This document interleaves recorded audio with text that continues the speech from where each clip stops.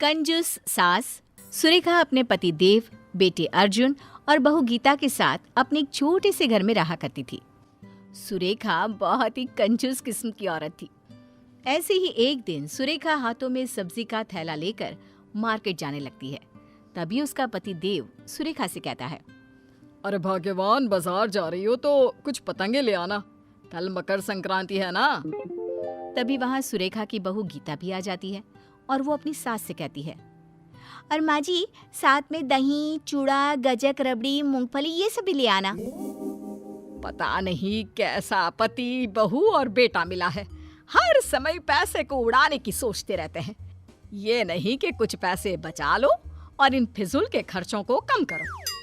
अरे बहू, इन सब चीज की क्या जरूरत है, घर में बनाए तो है तिल के लड्डू, उन्हीं से काम चल जाएगा। ये बोलकर सुरेखा मार्केट जाती है और मार्केट से आते हुए देव और अपने बेटे के लिए कुछ पतंगे खरीद लेती है। घर आने के बाद कितने पैसे खर्च हुए सुरेखा उन सभी का हिसाब करने लगती है। तभी अर्जुन वहां आता है। माँ, पापा ने आपको पतंग लाने को कहा था ना, उनमें से कुछ पतंग देना। तो मैं पापा के साथ ऊपर पतंग उड़ाने जा रहा हूँ। अरे पर बेटा, वो पतंग तो तेरे पापा ने मकर संक्रांति के लिए मंगवाई थी, इसलिए कल ही उड़ाना, आज रहने दे। माँ, आपकी ये कंजूसी करने की आदत कभी नहीं जाएगी।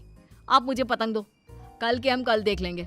मार्केट में पतंग खत्म नहीं हुआ है, अगर कम पड़ेंगे तो हम और ले आएंगे। अर्जुन के बोलने पर ना चाहते हुए भी सुरेखा को पतंग देना पड़ता है और अर्जुन कुछ पतंग लेकर छत पर उड़ाने के लिए चला जाता है। थोड़ी देर बाद उनके दरवाजे पर उनकी पड़ोसन सुमित्रा आती है और सुमित्रा गीता के हाथ में कुछ तिल के लड्डू देती है। जिसके बाद गीता भी किचन में से कुछ तिल के लड्डू एक टिफिन में पैक करके सुमित्रा को देने के लिए जाने लगती है। तभी सुरेखा रसोई में आ जाती है और गीता के हाथों से टिफिन लेकर बोलती है, अरे बहू, ये क्या कर रही है? टिफिन भर के लड्डू देना जरूरी है क्या? अब सुरेखा टिफिन के सारे लड्डू निकालकर उसमें बस एक लड्डू रखकर टिफिन गीता को वापस कर देती है। आप ठीक है, ले आप जाकर ये टिफिन सुमित्रा को दे दे। पर माँ जी, उन्होंने हमें इतने सारे लड्डू दिए और हम उन्हें ये एक लड्डू देंगे, अच्छा थोड़ी ना लगेगा। अरे तो क्या हो गया, उनके घर में भी तो लड्डू बने हुए हैं ना। और अगर इसी तरह टिफिन भर भर के तू पड़ोसियों को लड्डू बांटने लगेगी तो सारे लड्डू खत्म हो जाएंगे। फिर तेरे ससुर और तेरा पति दोनों कहेंगे, लड्डू तो तुमने दिया ही नहीं, अब हम अपने स्टाफ को क्या दें? इसलिए इतना ही काफी है, जा आप दे दे। एक काम कीजिए माँ जी, ये लड्डू आप खुद ही सुमित्रा आंटी को दे दीजिए, मैं नहीं जाने वाली। ये बोलकर गीता वहां से चली जाती है और सुरेखा खुद जाकर सुमित्रा को तिल के लड्डू का टिफिन देती है। सुमित्रा टिफिन देखकर हैरान हो जाती है और मन ही मन खुद से कहती है, इस कंजूस ने आज टिफिन में लड्डू दिया है, जरा टिफिन खोलकर देखूं तो। जैसे ही सुमित्रा टिफिन खोलकर देखती है, उसमें एक लड्डू देखकर सुरेखा से कहती है, अरे बहन, इतने सारे लड्डू देने की क्या जरूरत थी। अब एक काम करो, ये लड्डू भी तुम ही रख लो, ठीक है? मैं चलती हूँ, हैप्पी मकर संक्रांति। सुमित्रा सुरेखा के हाथों में लड्डू का टिफिन देकर वहां से चली जाती है। जिसके बाद सुरेखा अपने कमरे में जाकर पतंगों को गिनने लगती है। तभी देव वहां आ जाता है। सुरेखा, जल्दी से कुछ पतंग दो ना, मेरी सारी पतंग कट गई है। क्या सारी पतंग कट गई? अरे तुम दोनों बाप बेटे पागल हो गए हो क्या? मकर संक्रांति कल है, पतंग कल उड़ानी है, आज नहीं। पर तुम दोनों ने तो आज ही सारे पतंग उड़ा उड़ा कर खत्म कर दिए, अब नहीं है पतंग, जाओ। अरे भाग्यवान, तुम्हारी कंजूसी करने की आदत कब जाएगी? पतंग है तो पतंग लेकर ही आए हैं उड़ाने के लिए। हाँ तो पर कल उड़ाना ना पतंग। अब अर्जुन को भी नीचे बुला लो, खाना खाने का समय हो गया है वैसे भी। जिसके बाद सुरेखा के कहने पर देव अर्जुन के साथ नीचे आता है और सब खाना खाने बैठते हैं।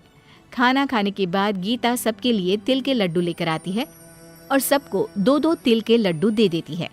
ये देखकर सुरेखा अपनी बहू से कहती है, अरे ये सारे लड्डू आज ही खत्म कर देगी क्या? पहले तो सुमित्रा के लिए इतने सारे लड्डू पैक कर दिए और अब सबको घर में बांट रही है। अरे मकर संक्रांति कल है, कल कुछ नहीं करेगी क्या? माँ जी, अभी बहुत सारे लड्डू बचे हुए हैं, अगर उनमें से कुछ खा भी लिए तो क्या फर्क पड़ेगा? अगर लड्डू कम पड़ गए तो तेरे ससुर जी और अर्जुन के ऑफिस में कहाँ से लड्डू जाएंगे? सोचा भी है तूने? अरे जानती है ना इन दोनों बाप बेटे को मकर संक्रांति खत्म होते ही ऑफिस में सबको लड्डू बांटने का शौक है। माँ जी, हद होती है कंजूसी की भी। ये बोलकर गीता वहां से अपने रूम में चली जाती है। सुरेखा भी मुंह बनाकर अपने कमरे में चली जाती है। अगले दिन मकर संक्रांति का दिन होता है। सब लोग जल्दी से नहा धोकर तैयार हो जाते हैं और मकर संक्रांति मनाने लगते हैं। कुछ देर बाद देव, अर्जुन और गीता पतंगबाजी के लिए तैयार हो जाते हैं, जिसके बाद गीता सुरेखा के पास जाती है और कहती है, माँ जी, आज के लिए पतंग खरीदी थी ना, अब तो आप हमें पतंग दे सकती है ना, ताकि हम छत पर जाकर पतंगबाजी कर सके। हाँ हाँ देती हूँ। ये बोलकर सुरेखा पतंग लेने के लिए जाती है, जहाँ उसने अपने 2 पालतू तोतों को रखा होता है।